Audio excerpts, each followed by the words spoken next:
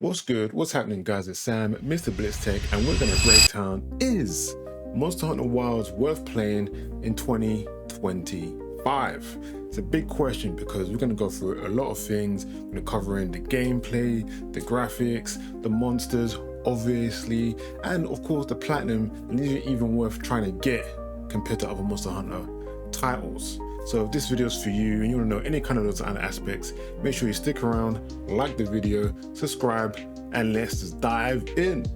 First and foremost, this game does get the gold standard. That's right, super gold, because right off the bat, the thing that's plugging into this game is definitely the combat.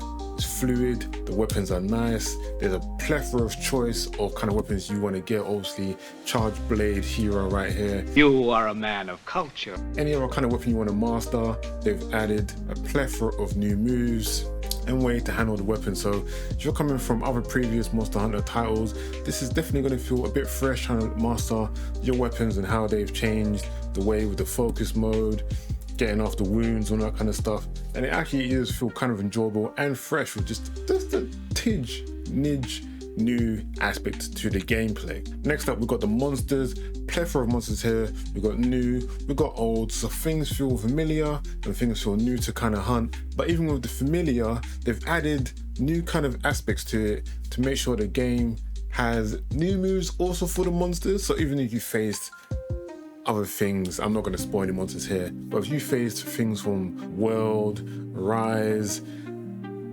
Ultimate, they're coming back basically, and you're going to be quite surprised with the new monsters as well. There's some already stellar designs that they've put here that I kind of like. So monsters, good designs, and that goes along with the environments. If it wasn't for the graphics, each kind of environment wouldn't feel so lived in, so unique, and it just feels very, very much alive. Like, I thought Worlds did a very good job at the open world, but here, Wilds just seems to just open that up, and it just feels so alive. It really just feels like you're in a biome that these monsters live in, small or huge, and you're just going through hunting these monsters, just doing investigations or whatever that you do in the game, and it just feels really, really good. Even going from biome to biome, the loading times is basically non-existent as well. It's just so quick. Obviously there's like a little pathway, so it does load at the level, but because they hide it behind these kind of little things, you're really ever going to notice these things. Very, very minimal, and it's quite a good technique, to be honest. It feels, like I said, it makes it feel more alive. It makes it feel like you don't have to go back and forth between camps and going from place to place. It actually feels pretty good. So yes, the combat is good, fighting the monsters is good. It just makes you feel like you're just a monster hunter all over again, especially when you're getting smacked around and you're bouncing off the walls and into water and stuff. It just feels pretty good. But what doesn't feel so good is the story. Now, I don't know about you, but every time I play a Monster Hunter game, I've never really cared about the story too tough. Yes, cutscenes are nice, and finding out monsters, what they're doing is also kind of cool as well. But here, it feels like such a slog that they're trying to make you go through it. I don't know if it's because of the RE engine and they're trying to make you just appreciate it a little bit more. That's all well and good, but the story is just a sleeper. If it wasn't for this, they would have got the platinum seal of approval, but unfortunately, this is where it kind of misses the mark a lot. The story is just, and then that also kind of handles down to the difficulty of as well. I know with World, they kind of streamlined the game a lot, but they've done the streamlining a lot yet again. I mean, the ease of weapons and rarity parts and just a lot of things, even getting through to monsters and whatever, it feels like the streamlinedness has reduced the difficulty. And if the game's difficult, the game's difficult. Monster Hunter is known to be quite difficult when it comes to Monster Hunter difficulty and stuff like that. Yes, you've got tempered monsters and higher rank and all those kind of things there, but even at the beginning of certain Monster Hunter games, it is very well known to be quite a difficult game. And unfortunately here, it does feel very, very easy. It does feel that not that you're overpowered, but at the same time, these monsters don't feel as challenging as well, especially for some veteran hunters. They're gonna come in here and just steamroll some monsters, new or old, and it feels like the challenge might be lost on them just a little bit until they get later on in the game. But that is a little bit of a niggly little thing here and there, but it isn't too tough. But later on, it kind of picks up, but by the beginning, it is kind of just a sleeper a little bit, to be honest. So yeah, so like I said before, the game is definitely the gold standard of gaming. It's fun, it's graphically beautiful, the sound is just so beautiful when it comes to boss fights as well. I mean, of the higher ups, situations and set pieces also pretty good here as well. Monster designs, especially the new monsters, are just chef's kiss. Mwah! Beautiful, beautiful, beautiful. Obviously armor sets are also pretty good, even though they're more easier to get.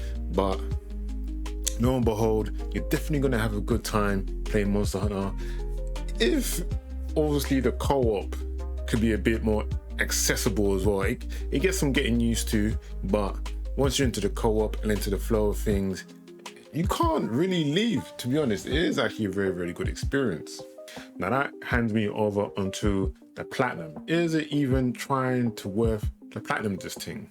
So first off, even just completing your first mission, you're definitely gonna get your first trophy. So you're locked in there, boom, it's straight away. I know most people aren't trying to get the platinum when it comes to these kind of games, but it's relatively easy just to get your first trophy. Now, if you know other Monster Hunter games, you know that getting the gold crowns is probably going to be the longest grind of the whole trophy list, but some way, somehow, people are collecting these gold crowns relatively easy compared to most other Monster Hunter games.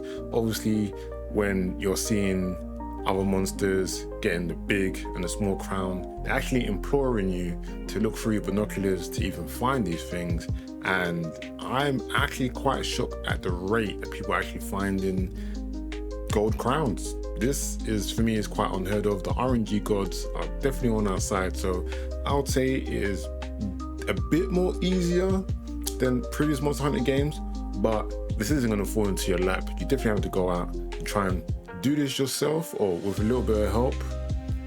But if you're going to go for the platinum, I would say this is a silver, to be honest, even though it has only got a rating right now of about 4% of this video. So that's still relatively rare, but with the time it's come out and the amount of players this has got, that is really, really high. If you look at other previous Monster Hunter games like World, that's already staying at 4%. I would say at its peak, with almost 500,000 game owners on PSN profiles. So do the math, and I would say that Wild is definitely more possible if you're definitely trying to complete this game and get the platinum. So guys, let me know in the comments down below, what do you feel about Monster Hunter Wilds? Is it definitely worth it? Have you been playing it? And if you have, let me know your rating, and I'll see you on the next video. Peace out, remember, ciao.